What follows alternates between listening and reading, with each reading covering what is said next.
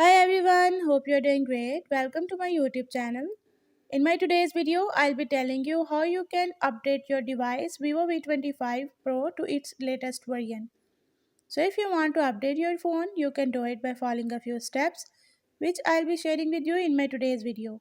But before that, hit the red subscribe button and the bell icon to stay updated.